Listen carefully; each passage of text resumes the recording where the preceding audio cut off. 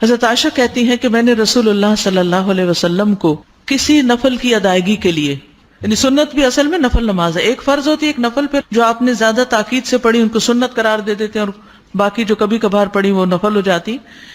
کسی نفل کی ادائیگی کے لیے اتنی جلدی کرتے نہیں دیکھا جتنی جلدی آپ نماز فجر سے پہلے 2 رکعتوں کے لیے کرتے تھے. جلدی پڑھتے نہیں تھے، یعنی اس کی ادائیگی کے لیے آپ فکر کرتے تھے. حضرت عائشہ ہی سے روایت ہے کہ نبی صلی اللہ علیہ وسلم نے طلوع فجر کے وقت 2 رکعت نماز، یعنی فرض کی بات ہے یہاں، آپ نے 2 رکعت نماز پڑھنے کی شان کے بارے میں فرمایا کہ ان کو پڑھنا میرے نزدیک ساری دنیا سے زیادہ محبوب ہے. آپ نے فرمایا جو آدمی عشاء اور فجر کی نمازوں میں آ سکتا ہے تو اس پر لازم ہے کہ وہ آئے، اگرچہ اسے گھسٹ کے کیوں نہ آنا پڑے، یعنی گھٹنوں کے بل یا پیٹھ کے بل گھسٹ گھسٹ کے ہی آنا پڑے تو بھی آئے، لیکن آئے ضرور. کیوں؟ اس لیے کہ جو شخص فجر کی نماز پڑھتا ہے وہ اللہ کی حفاظت میں آ جاتا ہے. رسول اللہ صلی اللہ علیہ وسلم نے فرمایا جس نے صبح کی نماز پڑھی پس وہ اللہ کے ذمے میں ہے، اللہ کی حفاظت میں ہے، اللہ کے ذمے ہو گیا. پس اللہ تم سے اپنی حفاظت کے بارے میں کسی چیز کا مطالبہ نہ کرے. کیا مطلب ہے اس کا؟ یعنی جو اللہ کے ذمے ہے اس پر کوئی ظلم نہ کرے اور ظلم کر کے اللہ کے سامنے جواب دہ نہ ہو، اس لیے کہ جس سے اللہ پوچھے گا، مطالبہ کرے گا، یقیناً اسے اپنی گرفت میں لے لے گا اور لے کر منہ کے بل جہنم میں پھینک دے گا. اس سے کیا بات پتہ چلتی ہے کہ جو شخص فجر کی نماز کی حفاظت کرتا ہے وہ اللہ کے قریب ہو جاتا ہے، اللہ کی حفاظت میں ہو جاتا ہے. کسی کو حق نہیں کہ اس پر ظلم اور زیادتی کرے.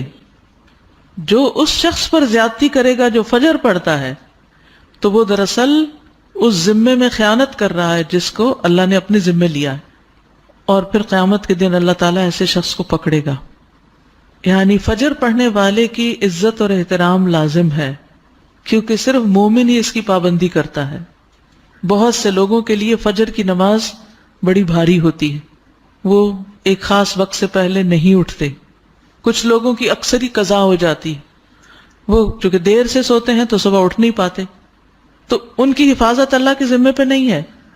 تو اس لیے بہت ہی فکر کرنی چاہیے کہ فجر کی نماز قضا نہ ہو، یعنی کوئی باقی کر لیں، نہیں، کیونکہ باقی تو پھر ہم جاگ ہی رہے ہوتے ہیں نا، تو اذان بھی سنائی دے دیتی ہے اور وقت بھی پتہ چل رہا ہوتا ہے اور دوسروں کو بھی ہم دیکھتے ہیں پڑھ رہے ہیں تو پڑھ ہی لیتے ہیں.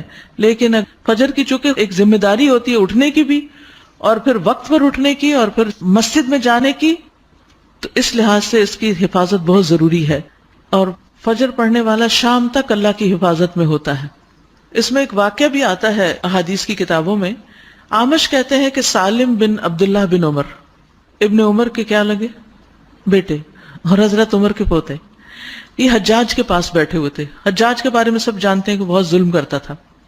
تو حجاج نے ان سے کہا اٹھو اور فلاں آدمی کی گردن مار دو. تو سالم نے تلوار اٹھا لی کیونکہ اس کا حکم تھا مارنے کا، اور اس آدمی کو پکڑا اور محل کے دروازے کی طرف چل پڑا. تو ان کے والد ابن عمر نے ان کو دیکھ لیا جب وہ اس آدمی کو باہر لے کے جا رہے تھے. تو انہوں نے کہا کہ کیا یہ واقعی ایسا کرنے جا رہا ہے؟ انہوں نے 2-3 بار یہ بات دہرائی. پھر باہر لا کر سالم نے اس سے پوچھا کیا تم نے فجر کی نماز پڑھی ہے؟ یعنی جس کو مارنے کا حکم تھا، کہا تم نے فجر کی نماز پڑھی ہے؟ اس نے کہا ہاں.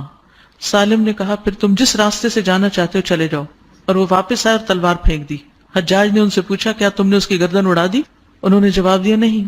حجاج نے پوچھا کیوں؟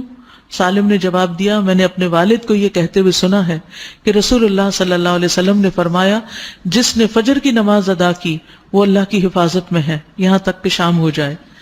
تو ان کے والد نے ان سے کہا کہ سمجھدار رہو، میں نے تمہارا نام اسی لیے سالم رکھا کہ تم سلامت رہو، یعنی اللہ کے ذمے کے اندر خیانت نہ کرو.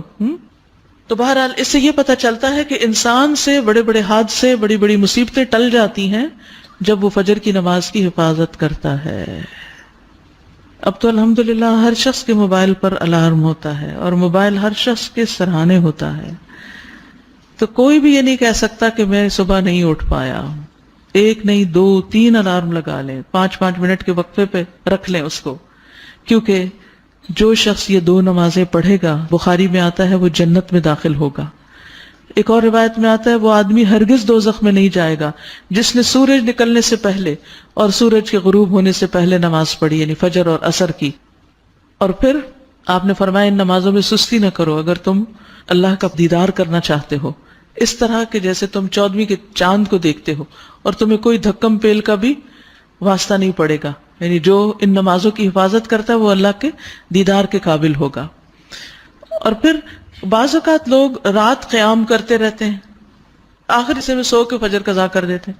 کیا ہے تہجد کے لیے اٹھے تھے وہ آنکھ نہیں پھر کلی فجر کے لیے. تو یہ نہیں ہونا چاہیے. عمر رضی اللہ عنہ کہتے ہیں میں صبح کی نماز با جماعت پڑھوں یہ مجھے اس سے زیادہ محبوب ہے کہ میں ساری رات قیام کروں. ساری رات کے نوافل سے زیادہ محبوب ہے کہ فجر کی نماز جماعت کے ساتھ. ہاں منافق پر فجر کی نماز بھاری ہوتی ہے، تو منافقت سے نکلنے کے لیے، نفاق سے نکلنے کے لیے اس نماز کی پابندی ضروری ہے. ابی بن کعب کہتے ہیں ایک روز رسول اللہ صلی اللہ علیہ وسلم نے ہمیں صبح کی نماز پڑھائی. اس کے بعد فرمایا کیا فلاں حاضر ہے؟ لوگوں نے کہا نہیں. آپ نے پوچھا کیا فلاں آیا ہے؟ لوگوں نے کہا نہیں.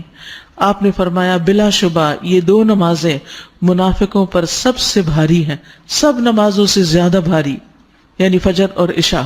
اور اگر تمہیں معلوم ہو کہ ان میں کیا کچھ اجر و ثواب ہے تو تم ان میں ضرور آؤ، خواہ گھٹنوں کے بل ہی کیوں نہ آنا پڑے. تو اس لیے خود بھی اور اپنے گھر والوں کو بھی، اپنے بچوں کو بھی اس کا پابند کریں.